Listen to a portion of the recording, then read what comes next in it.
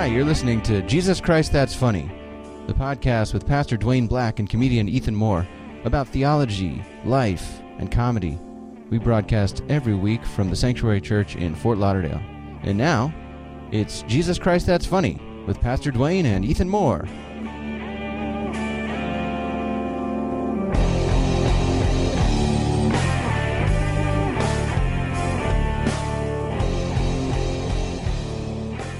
Well, hey there, Pastor Dwayne. How you doing? I'm doing great. How you doing, Ethan? I'm also doing great. It's good to be back here in the Sanctum Sanctorum of the Sanctuary Church. Yeah, how was it? Have you been doing some stand-ups and things like that? How those been going? Oh, always, yeah.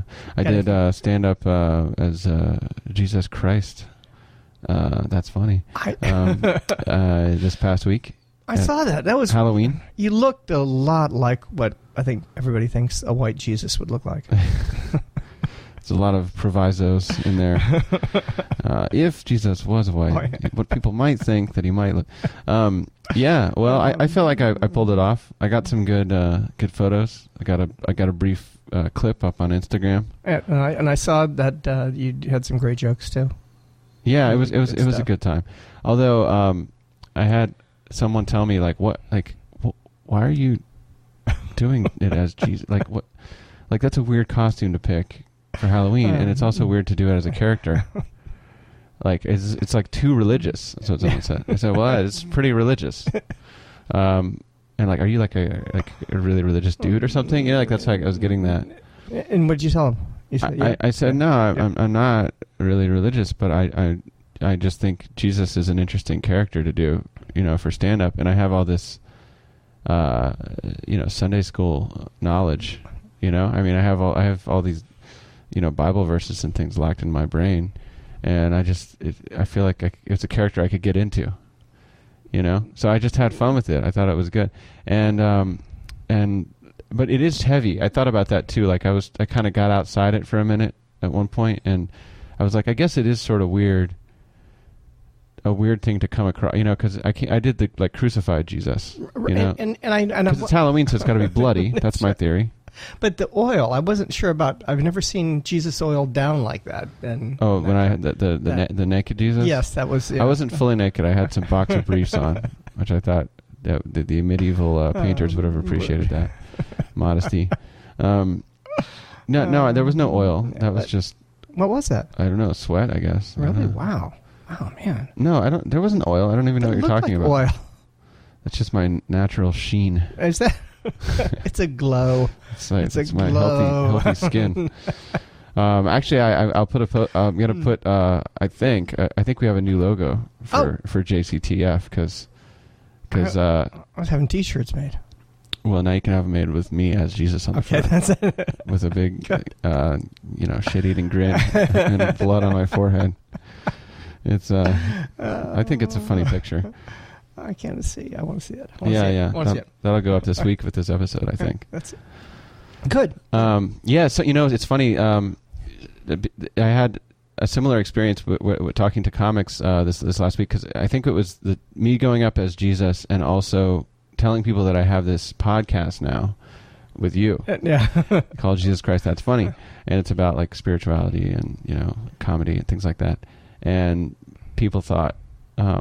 I was surprised at the reactions I've been getting from that, which were not always positive from comics, oh, I don't know if I can hang out with you anymore, things like that.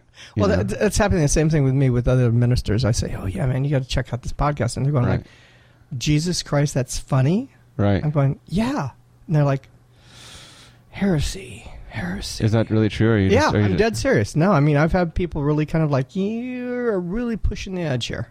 Okay. I said, well, it's actually not me. It's all, Wow. All right. Well, I feel good then. We have some solidarity there in terms of our excommunication from our relative communities. It was nice working here. Right. That's right. Hey, I asked you about the title. You said it was cool. I know. I still like it. My good friends, they're like, that's so cool. In fact, I've had people just laugh hysterically going, that is just so like you. It's a good title. Perfect. Yeah. It's really good. I think it's a good title. So wait till we get the T-shirts. Yeah, definitely. Yeah, and I've experienced it on either side too, because as we've talked about on the podcast, I had this religious upbringing, right. like fundamentalist evangelical Christian, and so the kind of reaction, and it's what's interesting is I'm like, okay, well those people are judgmental, but now I hang out with like a bunch of liberal atheist comics. And then I'm like, you know what? They're judgmental too. Yeah. I thought like they would be, because like you think these people aren't the people to judge, but you start talking about Jesus and they're like, what? Gross. Get away from me. I experienced the same thing like with contemporary And I'm like, Christians. I'm not even a Christian. Like what? I just think it's an interesting thing to talk about. Yeah. Like I think I like Jesus. I like hanging out with Christians. I don't have, you know what I mean? I don't have a problem with religion, but they do. That probably scares them to death. They just can't figure out where you are. You know what it makes me? It makes me be like, you know what? I'm definitely doing the right thing. That's right. That's good. And also I'm like, wow, you guys have more hang-up. You pretend like you don't have hang-ups, but you really do. Yeah. If you're not down with JC. Like you say, Pastor, like he was cool with everybody. He was. He accepted everybody. He liked everybody. He would like our podcast title. He would be laughing. He would laugh. He'd be like, that's really funny. You guys are really, that's good. Right. You guys. You crack me up. knuckleheads. Come on. I feel like that's true. That's true. I think you would. Like you said, he didn't come here to start something called Christianity with all these not at all. exclusionary rules. No, not at all, not at all. And that's the big issue. You just run into all these people who say they're Christian, and then they behave in such a way that you kind of go, I don't get it. Where did you get the idea that killing's okay? Where did you get the idea that the judging is okay? Yeah, it's true.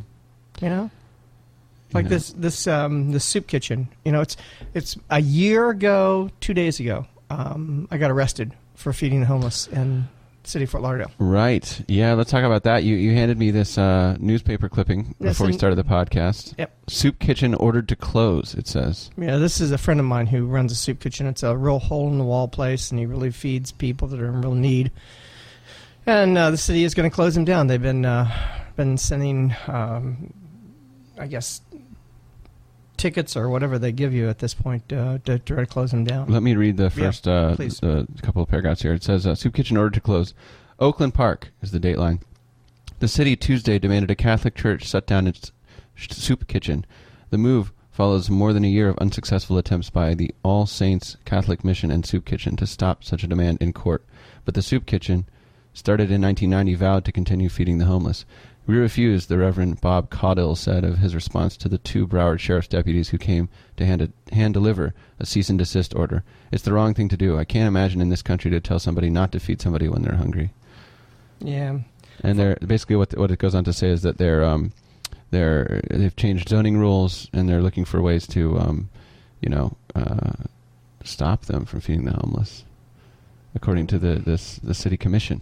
Yeah, this is a place that's been feeding the homeless for years. I actually took kids there years and years ago. It was the only place that would allow you to take kids in and let them feed. And there's story after story of really trying to help people, even people that were just starting to make it and had got kicked out of their house or lost out, and they were living under a bridge. And the husband and wife and child, finally made it. And Father Bob and all of his people got computers and beds for them and took. He entered into this all the way. He doesn't just feed the homeless; he feeds them and takes care of them and ministers to them. And it's really, and he doesn't allow other religious groups to come in and do one of those types of things where it's we preach to them first and then you can feed them. He's like, no. We're real clear on this. We feed them and that's it. And we feed anybody who walks in, no matter who they are, what they are. If they drove in a Bentley, we feed them.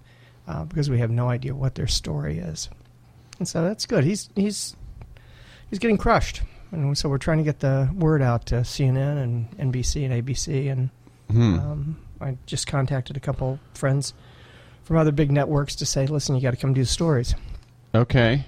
So we're hoping that that's where it ends up. Put the fear of God into them. Right. Well, when I got arrested, there were probably I think Antarctica was about the only place we didn't hear from. We had reporters from Russia and BBC. And, wow. and that was and they flew over because they couldn't believe what was going on. I remember the BBC calling me up and saying, "We just don't understand. We're sitting here at a production meeting and we don't understand. Is this story wrong? Did we get it wrong?" And it was like, "Well, what do you mean?" He said, "Well, how could somebody not want you to feed the homeless?" Right. And well, so this particular story about the your friend Reverend Bob, Father Bob, Bob, rather Catholic, right?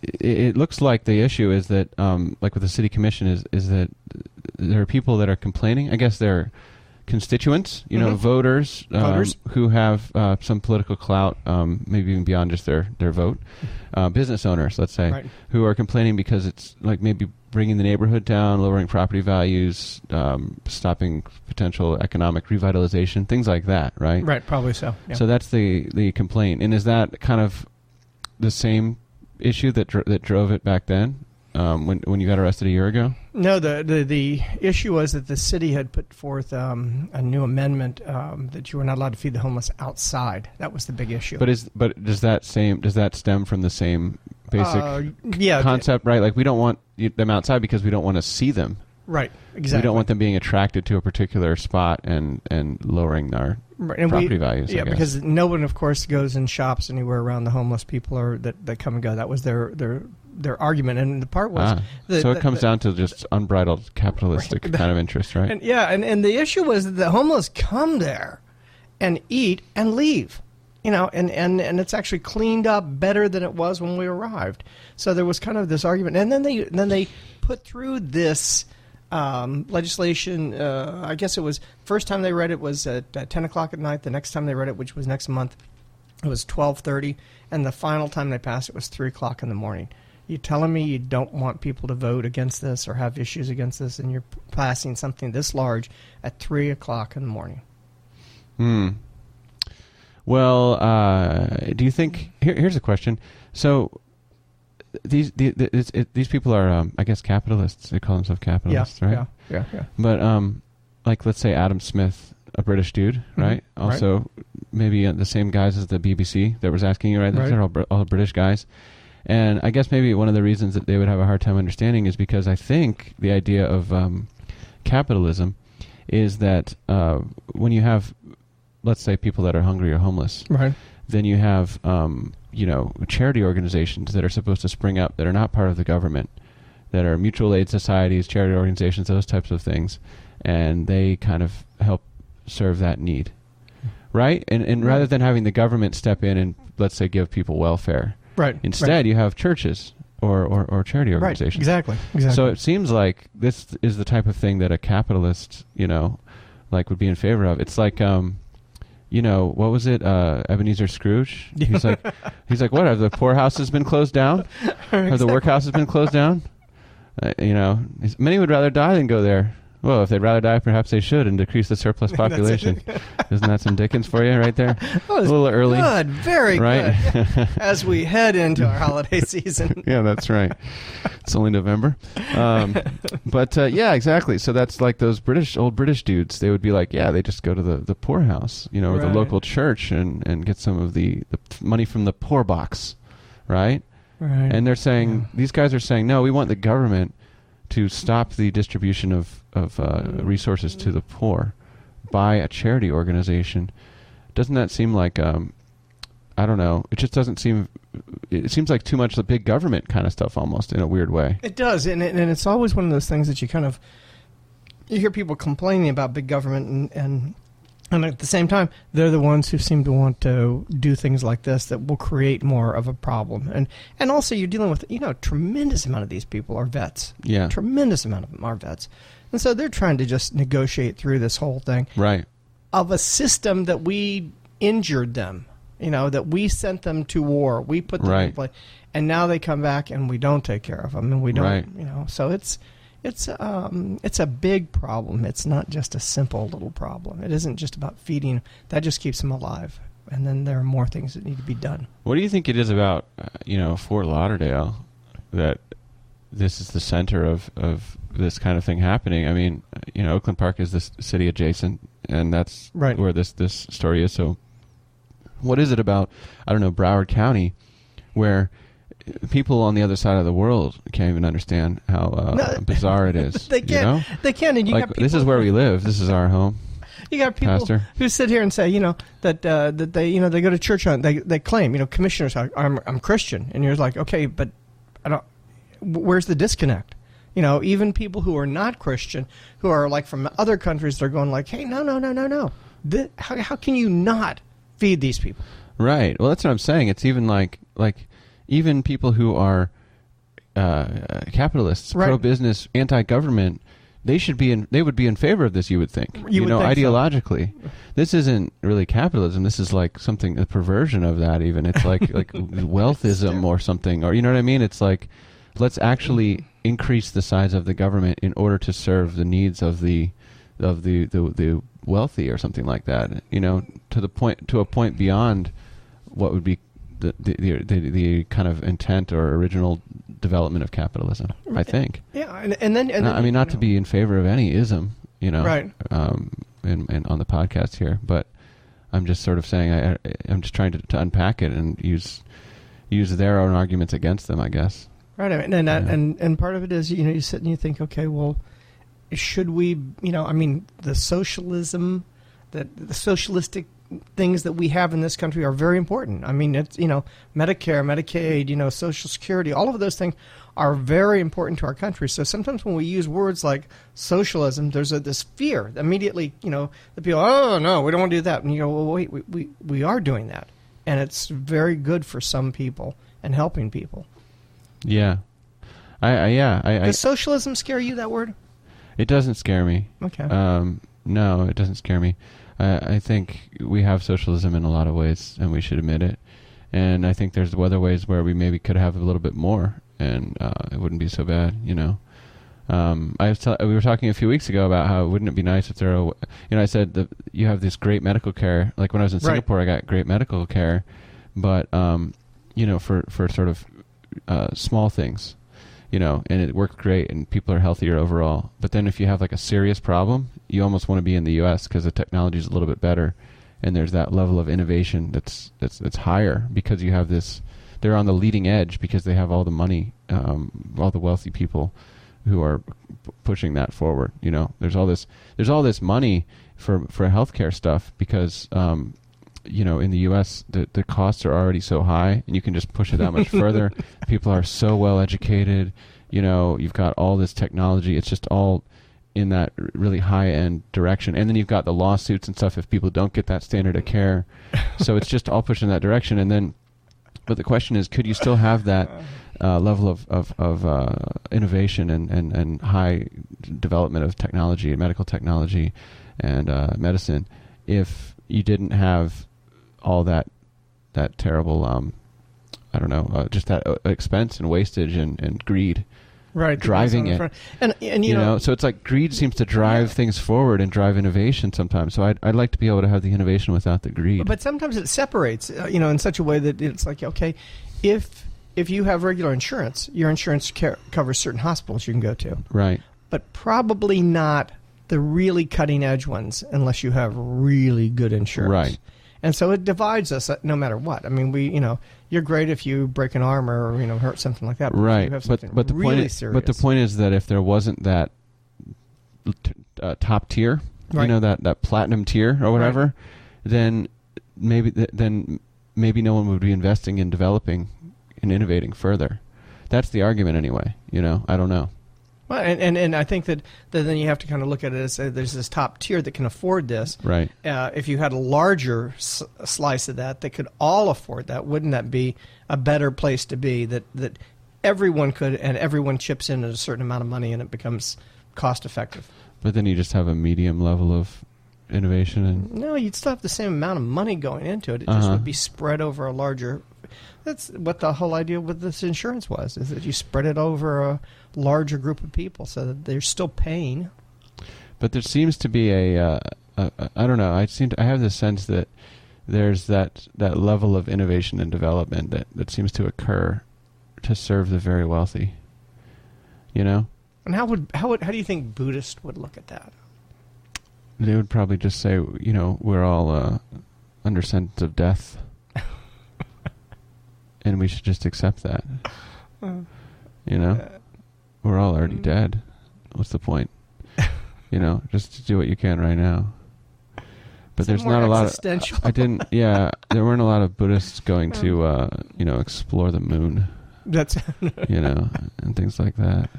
You know, that's my. That's interesting. Yeah. For me, there's a philosophical and maybe moral challenge. You know, Right. because I think it's very important to recognize in my own life limits. You know, and recognize that I can't just push everything beyond. You know what I mean? Like there's a certain point where I can't arrange reality so that I can get everything I want. You know, I have to accept some limits. I have to accept some boundaries. And when I haven't in the past, it hasn't worked for me very well. But at the same time, I want, as a human race, I want us to kind of push all the limits and boundaries, you know? And I don't know if there has to be I don't know if those two things need to be aligned. Maybe they don't need to be. But so the idea of boundaries, that's a pretty deep conversation. The idea of how we find, you know. So are you saying that in a social setting that the idea of pushing boundaries is something that we want to continue pushing as far as we can and as much as we can? I think that are there limits to that? Are there areas? I think that we should, because I think the project of the human race is a good idea. I've used that phrase. I've used that phrase before on the podcast, and I think it's a good one. I'm prejudiced. I'm a human being. I think the project of humanity is a good idea. It's a good idea. Yeah. But I'm admitting, you know, full disclosure, I am a human. So, you know, I would say that, wouldn't true. I? Right. Yeah. But no, I think so. And so if I'm going to say that, then what I would say is that I think that we should try to extend that as far and as wide as we can. Right. And so to me, the inevitable destiny of the human race is to attempt to conquer time, space, and death. You know, so in other words, we would try to extend our lives longer. We would try to augment ourselves with technology, and we would try to spread out and colonize the universe. You know, because of course, otherwise we're doomed to die on this one lone rock out in space in the middle of the Milky Way galaxy. But as a humanity, are we supposed to take care of our fellow man? Are we supposed? Are we? Is it about just us? Me? Or is it about? Absolutely, it's about the connections between us more than it's about the individual, because you can't be alone. And I think that serves the same project. So if the motives and intentions and what's the word I'm looking for? The incentives were aligned properly, then maybe there's a way that we could get the best technology for space exploration and medicine and alternative energy, and also take care of our fellow man in a very equitable way. But so far, the only two systems that have tried to address either one of those things in recent years are I guess, some form of communism and some form of capitalism. And the problem with communism is that it seems to go too far in the direction of trying to be equitable, and not enough in the direction of innovation, and development. And that seems to play to some of humanity's weaknesses. And then the problem with capitalism is that it seems to play to other weaknesses in terms of greed and selfishness and isolation and individualism. And it keeps going up. I think that's part of it is that separation from the wealthiest and what was a middle class at one time. Right. Keeps getting wider, and it's proven that it's not healthy for either group. The farther we get away from this, the bigger the gap is, the less healthy it is for that 1%, and the less healthy it is for that 99%. Yeah, I don't know. These are political problems with maybe religious overtones. No spiritual solution. No, I don't know. I don't know. What do you think, Pastor? What's the upshot of this episode? It's been a little meandering, hasn't it? No. I think that our boundaries are something really important, and that is that government cannot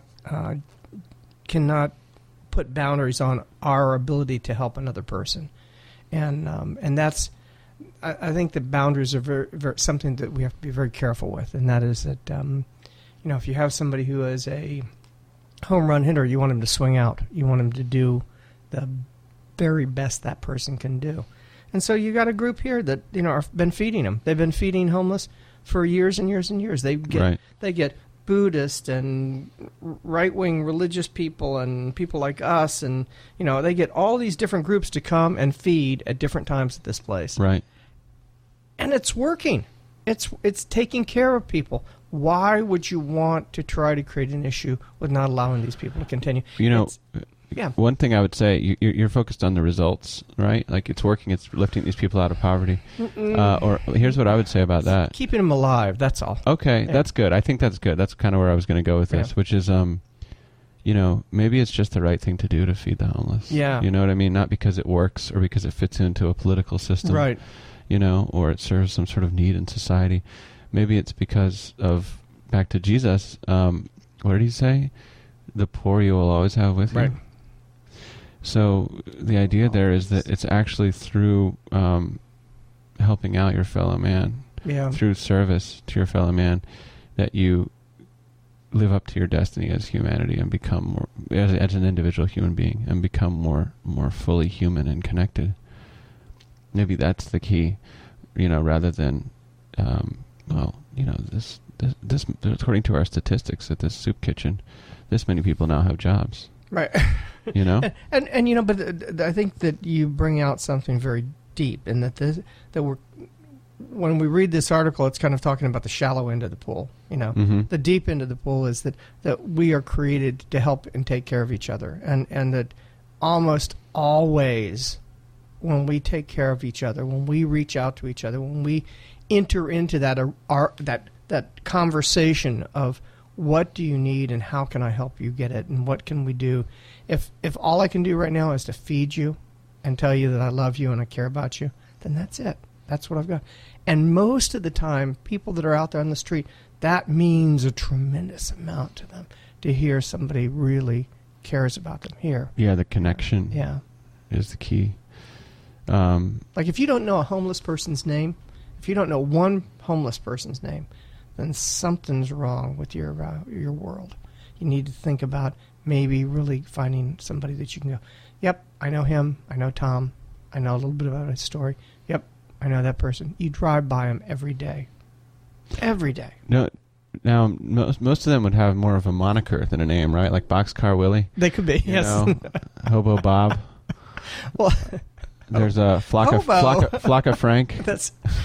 Hey, wait, you just got Hobo? Hobo Jim. Oh man, a 1950s flash. Vinny the Vagrant. There you go. I think there should be alliteration in all hobo monikers. No, we got a Stoner Sammy. Well, we got a homeless guy comes to our church, and he comes to Bible study, and he comes to Sunday morning, and he's you let him in? Yeah, we let him in, and he comes with like a cup, and I know he's got a beer in it, and he drinks throughout the service. He says it helps. I'm sure it does. Maybe it does. I'm sure it does. He's like, I got to get through your sermon one way or another, Pastor. But enough with the begets. But Bobby is like he's from England, and he's so cool because he's the homeless guy. Yeah, he's a British guy. He's British. That's British nice. Bobby. I like actually that's Bobby? out on the street. British Bobby. Yeah. Yeah, there you go. He's got the alliteration. Yep. I like that in a homeless guy. You want him to have like some sort of a colorful accent. Or does he have a Cockney accent? Does he do that rhyming slang? He does a little bit. Fell down the apples and pears. That's well, good luck, governor. We're in the middle of service, and I just finished. Pip cheerio. God bless. I just finished the sermon, and everybody's waiting for this benediction, and Bobby walks up and comes up where I am and goes, "Pastor, I love you." Gives me a big hug and then walks down. And I thought, you know what? That's perfect. That's great. That's, you could, what more could there be than to have somebody who, just really loves and knows that he's loved when he's here, and knows that when he's not here, people are worried about him and asking about him. You saw him next. He was hugging like some old lady outside. Pastor, I love you. Yeah, that's it. No. Actually, he was passed out in the bathroom later. Was he really? Yeah. All right. Well. It was like, Bobby, wake up. I got to get you. Come on. Yeah. Well, But we love him. There you go. I mean, you're not turning him away. No. So I think JC, good old Jesus you'd be cool with that. He would. He'd be good. Jesus wasn't like, hey, wait a minute. Before I start the Beatitudes, is anyone drinking beer? Because that is a no-no here, guys. It doesn't say, blessed are the beer drinkers. They may be edited that out, too. That's right. We can't have this in Didn't here. make the final cut. That's not going to be good. Right. I think Jesus was just teasing anyway right there. Okay, that's it. Blessed are the flock of fiends. That's it. It's a Broward County Beatitude. Oh, big time here. Got some problems in Broward County. I'm telling you what. Read the paper. Yeah, that's Soup kitchen ordered to close. Flocka menace sweeps Broward County. It's just all bad. The police are doing something bad. I don't know. All right. Well, let's wrap up our episode there. That was an interesting. We covered a lot of different ground there. That was fun. It was very good. Yeah. So where are you performing this week? Let me see. On Saturday. Although this won't go up until Sunday probably, but just in case, Saturday, November 7th, I will be at Underground's Coffee House right here in Fort Lauderdale at the Spill the Beans comedy show. That's hosted by a Brit. A Brit? Lou Fitz, yeah. And that'll be 8 p.m. at Underground's Coffee House. So come check this out Saturday. Come check that out Saturday, November 7th. Also, you can follow me on Twitter or Instagram at EthanIsNotFunny. You can check out my website at ethanmorecomedy.com. And I'm not funny. Ethan's not funny. I didn't tell you that? No, that's actually my Twitter handle. I love it. That's great. Ethan is not really funny. That's what people say when I dress up like Jesus. No, they loved it. That's not funny, Ethan. Yeah. It's not funny. Just move away from him. There may be lightning. It's offensive. Okay. Yeah. Not funny. That's what my mom used to say. Ethan, that is not funny. So I thought that would be, appropriate. That's classic. That's classic. And I haven't talked to your mom in a while. She's a neat lady. Nice lady. She is. She is. She did call me that one time. I saw her, after you talked to her. Yeah. Yeah, I was over there for that comedy contest. So she said she had a nice chat. Yeah, we did. Yeah. Drank coffee, talked, Good stuff. Bonded, Good stuff. She told me all about your history as a child. Great. Well, glad this is the end of this episode because we don't have to get into that. All right, so if you're listening, please feel free to contact us. You can write us at JesusChristThat'sFunny@gmail.com. Check out our website, JesusChristThat'sFunny.podbean.com. Like, share, subscribe, all that stuff. Listen to us on iTunes. Yeah, give us 5 stars. Come on. Yeah. Come on. It's free. Come on. Yeah. Doesn't cost you anything. Just click, click, click. And Pastor, what about the church's website? It is sanctuarychurchftl.org. It's and it's a great website. It's got a lot of stuff on it.